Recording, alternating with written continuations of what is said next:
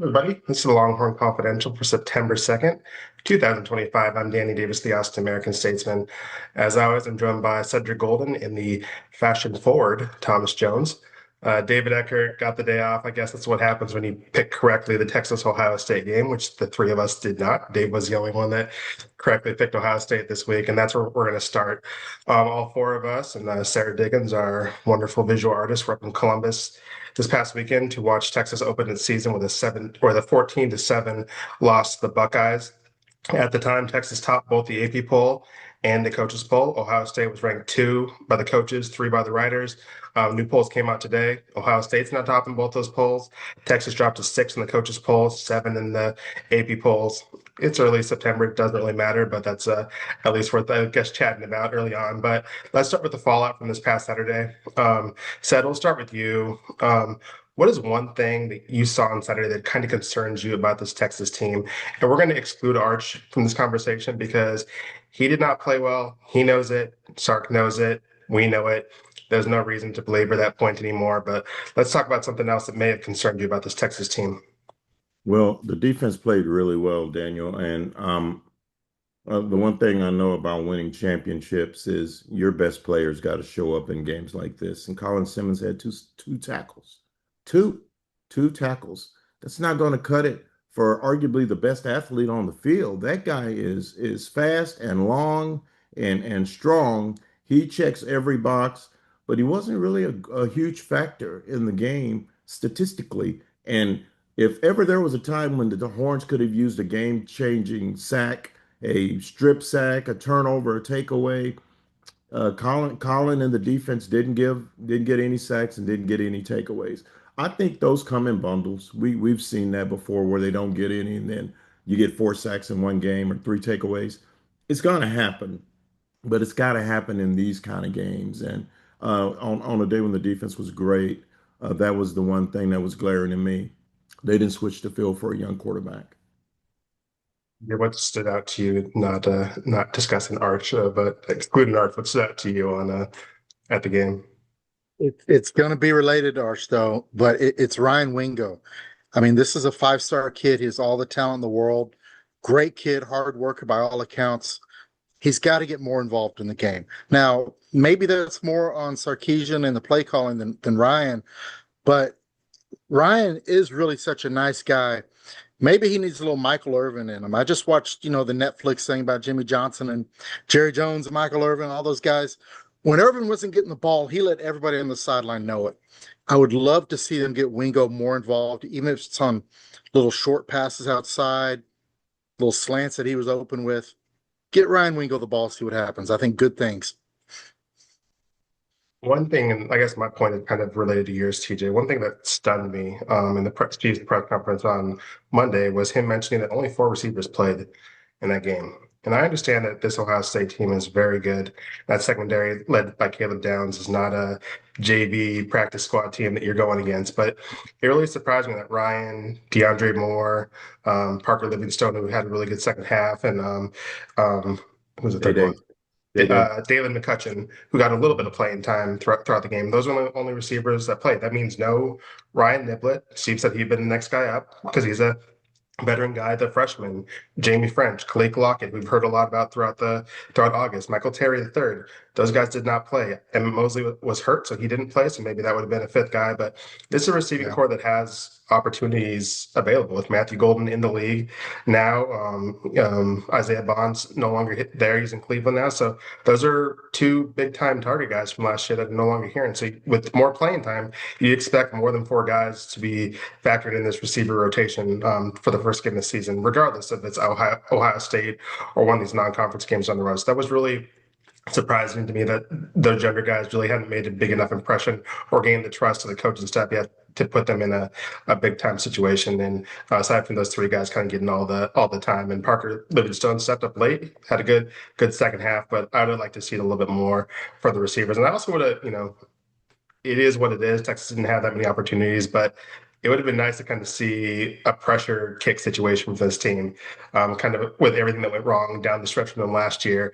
There's not going to be another opportunity for them to have a pressure kick until SEC play now, so we're not going to know what Mason Shipley can do coming up from Texas State. So that was something also that was a little concerning, although I guess the game plan just did dictate for there to be a situation like that. But I did mention now Ohio State's in the rearview mirror. There are three non-conference games ahead of us. San Jose State this weekend at 11 o'clock over at DKR, then UTEP, then Santa Houston. Those are games that will also be in Austin.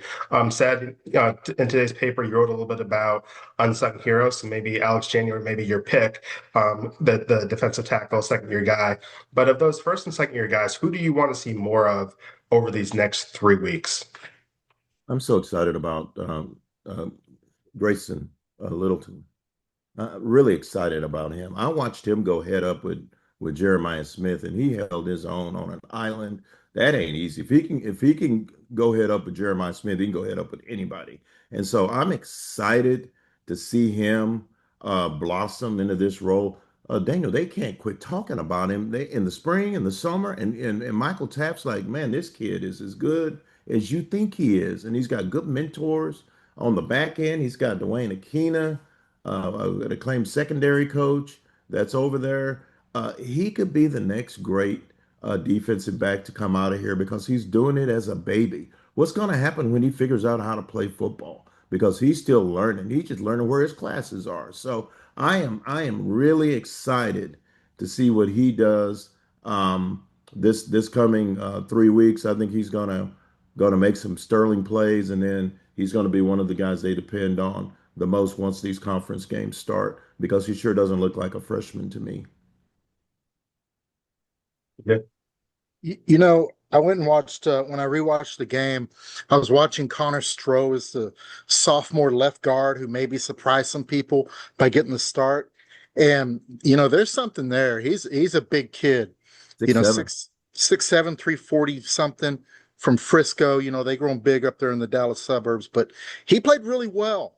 And that opening drive when he started, he rotated it in with Neto Umeozulu. Connor Stroh Nice. played Way to really go on well. Umia Zulu. Nice. Yeah. And that opening drive is like, okay, they got something in the running game.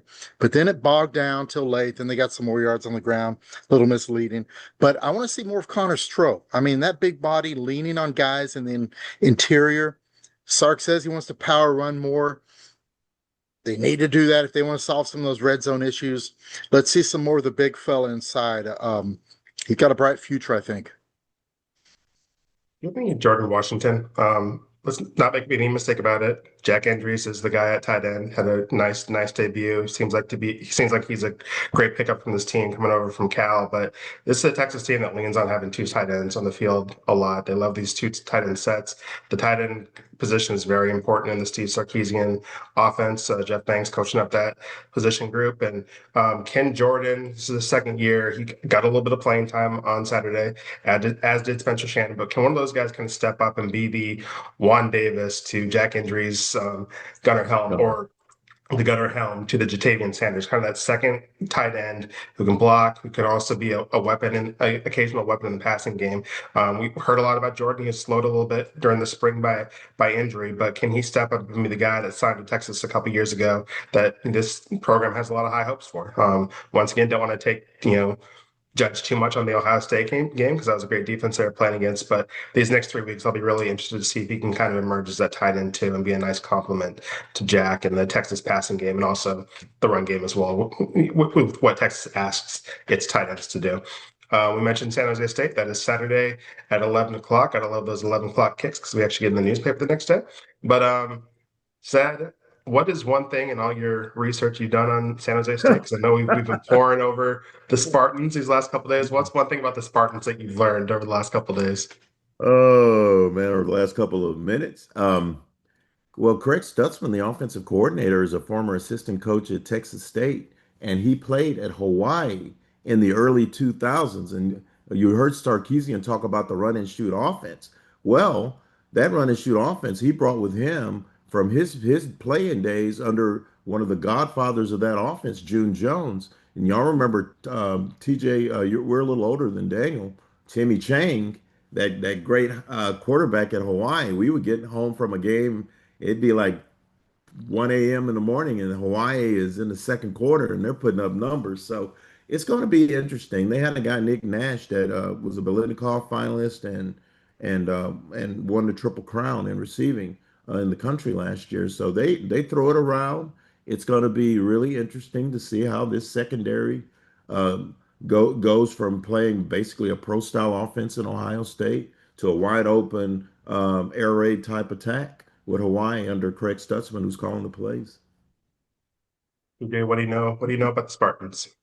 Kind of going offset, they throw the ball around a lot. They get it to their guys in space. Danny Scudero is one of the really good slot receivers. We all play fantasy football. We like PPR. We all had our draft in the last week or two. Danny Scudero had 9 catches for 189 yards in a loss to Eastern Michigan beat San Jose State last week. But Scudero is a really good player. They're going to see if that Texas secondary can tackle, because the DBs are going to have to really tackle in space. You mentioned Grayson Littleton earlier. I really think this is going to be a big test for him to make sure he can just get guys down in space, because he's going to have a lot of opportunities to do that. That's what I know about San Jose State. If you miss a tackle, they can be dangerous. Tackle well, you'll be fine, no problem.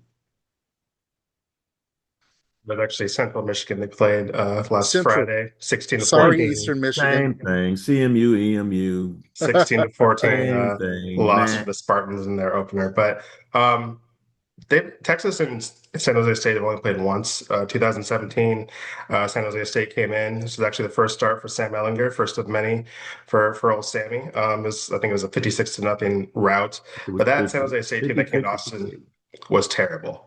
They went 2-11 that season. I think they went 1-11 the following season. But they've kind of at least become like a respectable Mountain West team. I think they're picked to finish third in that in that conference's preseason poll, with Boise State, of course, topping it. San Jose State's made a bowl in 4 of the last 5 years, I believe. The last 3 years. Went to the Hawaii Bowl last year and lost in 5 overtimes. If you were awake for that one last December, Texas is going to win this game, and they're going to win this game easily. But this is at least a reputable non-conference game that Texas, is bringing to Austin, as opposed to whatever the math is, 8 years ago or whatever that was when the Spartans came in and were just red meat for a freshman quarterback making his first start. But Larry Turner Gooden, one of their defensive backs, started his career at Texas, played 2 years here in 2022 and 2023 before he transferred to San Jose State. So he'll be back in Austin. Maybe he still has some friends on the team and in the crowd. So it'll be nice to get him back at DKR. But that's gonna do it for us. I hope you enjoyed that really in-depth scouting report that we provided for y'all about San Jose State. Hey, we want to give you the information. We'll That's what actually they come to us for, Danny. We'll actually have a San Jose State beat writer on the Longhorn Confidential podcast later in the week, so he'll actually know what he's talking about. So please tune in for that. But check out statesman.com throughout the week for all of our content. If you missed anything this past weekend, all of our words, all of Sarah's photos, go back and look at that on statesman.com. Said, you have anything planned yet for the On Second Thought podcast? Was that still, you guys still figuring that out for the week? We got a guest, Daniel. We got a guest. His name's Bob Ballou. He's the sports director at CBS Austin, and he's hosting a new podcast called The Stampede with a couple of Texas legends, Vince Young and Mac Brown. They're not returning our calls, but we got Bob to come on. So let's go. Well, you got the good looking one out of the group, so that's a nice first step. But we appreciate you all tuning in and listening to us wherever you get your podcast, watching us on YouTube or statesman.com. We appreciate you reading everything that we write over on statesman.com. We'll be back later in this week, and if we don't see you then, we'll see you at DKR on Saturday. Deuces.